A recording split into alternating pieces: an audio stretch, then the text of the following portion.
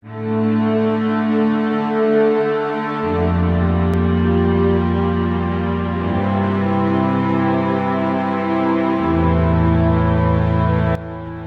Hitler adalah sosok yang disegani di kalangan masyarakat Jerman pada waktu itu. Dia adalah seorang politisi Jerman dan ketua Partai Nazi kelahiran Austria yang menyeret Jerman dalam Perang Dunia Kedua. Meski dikenal sebagai diktator Jerman, Hitler bisa dikatakan cukup sukses mengambil hati rakyat Jerman, terutama generasi muda, dengan berbagai program-program perbaikan ekonomi. Kondisi perekonomian Jerman sangat terpuruk karena hancurnya industri mereka. Banyak produksi Jerman menurun setelah kota-kota yang menjadi pusat industri luluh lantah akibat Perang Dunia ke-1. Pemerintahan Jerman juga semakin menderita, harus membayar ganti rugi perang atau pampasan perang yang jumlahnya mencapai 132 miliar mark kepada pihak pemenang dari hasil perjanjian Versailles di Prancis. Dan pada tahun 1933, angka pengangguran di Jerman bahkan mencapai 24% atau lebih dari 6 juta orang menganggur. Rating kredit Jerman juga anjlok. Dengan sistem perbankan, negara itu juga amburadul. Lalu, bagaimana Hitler membangun ekonomi Jerman yang hampir jadi negara bangkrut setelah Partai Nazi menjadi penguasa? Dan sebenarnya, Adolf Hitler banyak menguraikan ide-ide pembangunan ekonomi negara dalam buku karangannya Mein Kampf.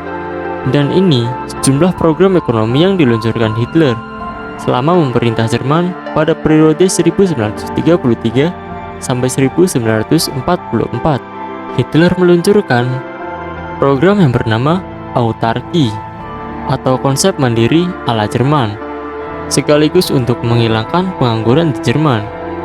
Hitler bahkan memiliki target ambisius, yakni tak ada satupun pengangguran resmi di Jerman pada tahun 1939.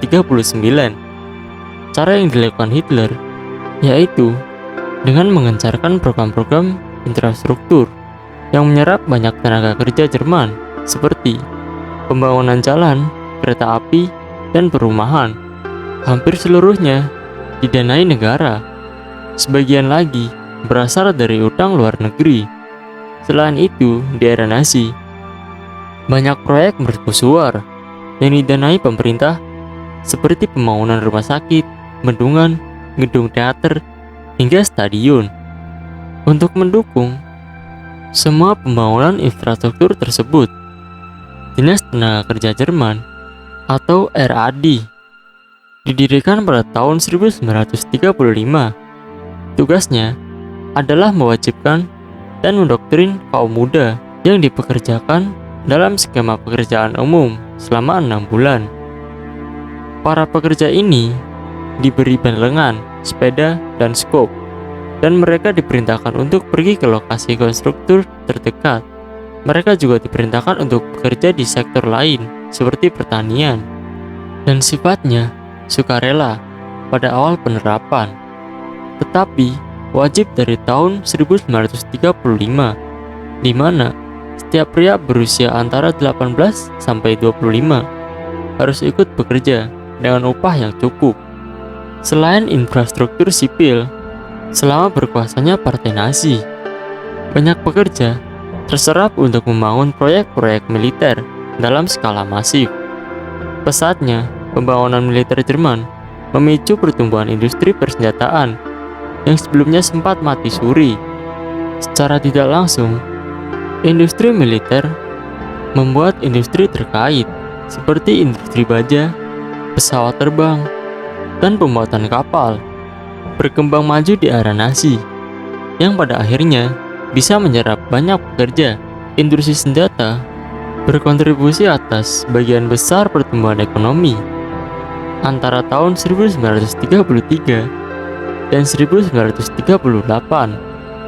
Program persenjataan kembali dimulai segera setelah Hitler berkuasa, namun baru secara resmi diumumkan Hitler pada tahun 1935, dan pada tahun 1933 dana sebesar 3,5 miliar mark dihabiskan untuk memproduksi tank, pesawat terbang, dan kapal.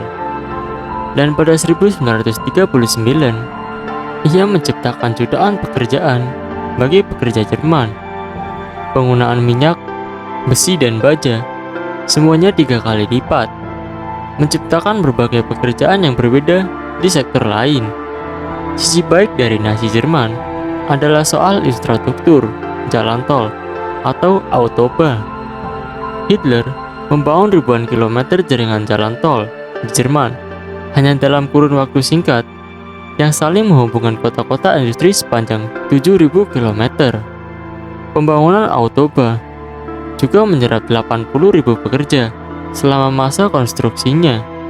Selain itu, pembangunan jalan tol yang masif ini mendorong pertumbuhan industri otomotif Jerman. Industri di Jerman sangat terbantu dengan kehadiran jalan tol yang dibangun Nazi karena ongkos logistik yang turun drastis. Dan di era Nazi, Jerman benar-benar menutup hampir semua barang impor yang masuk ke negaranya. Impor hanya diizinkan untuk barang-barang bersifat strategis dan tak mampu diproduksi di dalam negeri. Untuk kemandirian pangan, lahan-lahan juga dibuka untuk membuat kebutuhan pangan tercukupi dari dalam negeri, baik dari sektor pertanian maupun peternakan. Selain tak ada persaingan dengan komoditas pertanian impor, para petani Jerman juga menikmati subsidi dari pemerintah. Namun, kebijakan untuk kemandirian pangan ini tak begitu berhasil mengikat banyak pekerja yang terserap ke sektor industri. Dan masalah keterbatasan lahan. Menjelang pecahnya Perang Dunia Kedua, Jerman masih mengimpor 20% makanan. Dan kehidupan di Jerman di era Nazi bisa dibilang banyak mengalami perbaikan setelah orang memiliki pekerjaan dan upah yang cukup. Nazi sampai mendirikan badan untuk menyelenggarakan hiburan bagi warganya yang bernama KDF. Badan tersebut menyelenggarakan hiburan rakyat seperti bioskop, teater, dan paket liburan yang semuanya diberikan secara gratis dengan syarat-syarat tertentu yang tak begitu sulit. Orang Jerman yang bekerja di konstruksi juga diberikan akses untuk fasilitas umum seperti rumah sakit dan pendidikan. Bahkan, Nazi merancang skema untuk memungkinkan para pekerja membeli mobil dengan pembayaran cicilan mingguan yang kecil. Dan itulah kisah Hitler yang membangun ekonomi Jerman yang hancur lebur usai perang.